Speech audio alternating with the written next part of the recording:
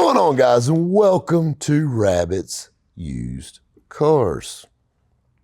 I love sitting here and sharing stories with you guys, and we have had a couple heaters in here today that we done that are some good ones. And it's so funny, and I hate to feed the stereotype, but it, if the shoe fits, wear it. You know, I deal with some shady people.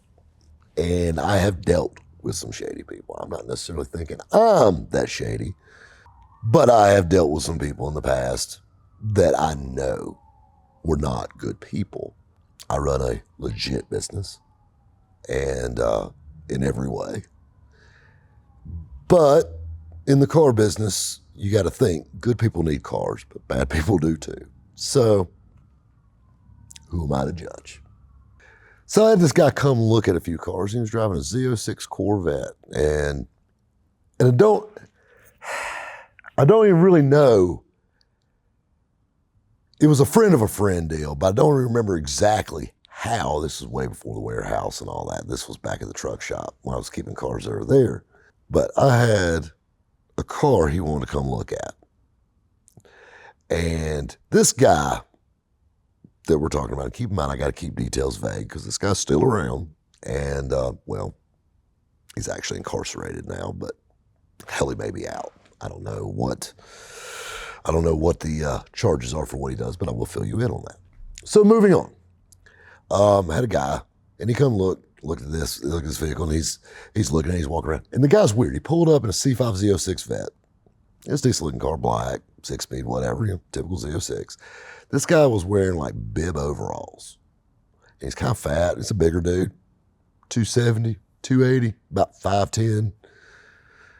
Strawberry blonde hair, just goofy as hell. I'm thinking to myself, like, what in the hell? I mean, like, just this is not the guy you expect to be driving a C5 Z06. I'm expecting New Balances, gold chain, these things, not a guy that looks like he should be pulling up on a tractor. But like I said, in the car business, you meet all kinds.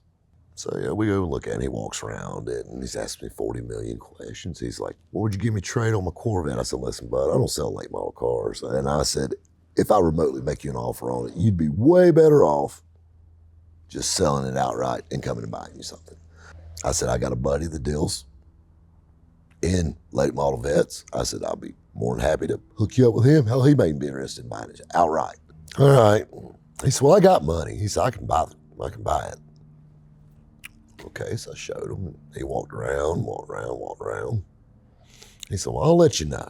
He sat in, of course, all this stuff. And I said, hey, let me know, bud. And he leaves. I didn't hear anything else out of him. So he called my buddy that sells or deals with late model vets. And, you know, told him all about his car and whatnot. And they didn't put a deal together or anything like that. But he got all his information and all that stuff. I'll be honest with you, he had more information on than I did. I didn't know past his first name, really. So he had this information. But anyway, we're joking around. And next thing you know, I get a text that says, call me from a buddy that sells vets. And he goes, hey, you remember that guy with the Z06? I'm like, yeah, old big country. He goes, yeah. He goes, I'm going to send you something. We figured out where he got his money from. So now keep in mind, this was a local news article. He made the news. We ain't talking about a police report. He made the news. Local guy, which I didn't really know where he came from. I assume he was local, but he's a local guy.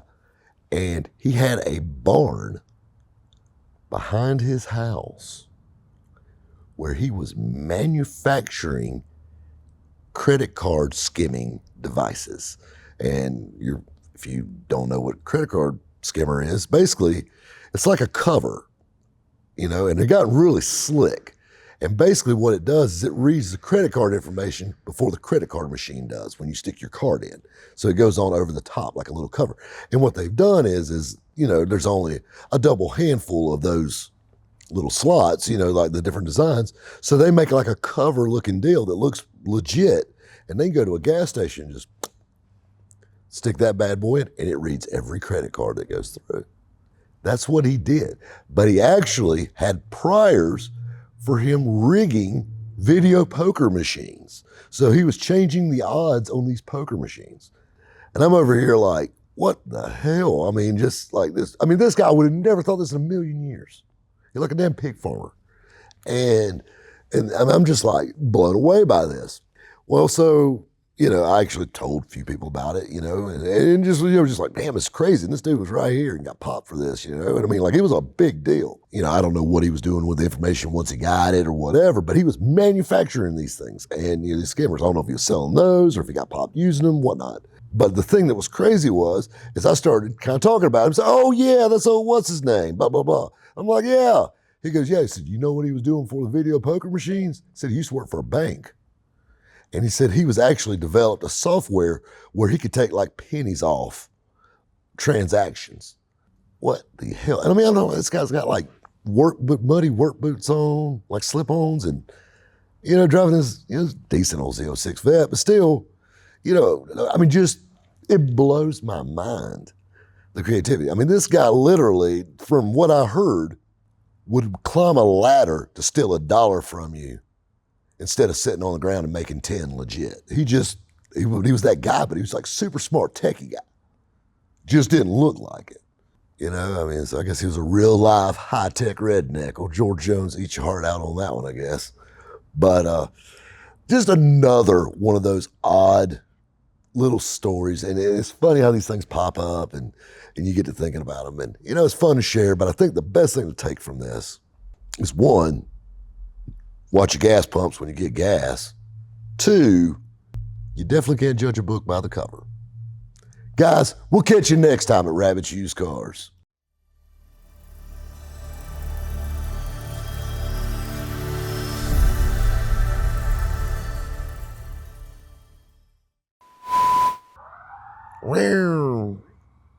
You know what I'm saying? You know what they say?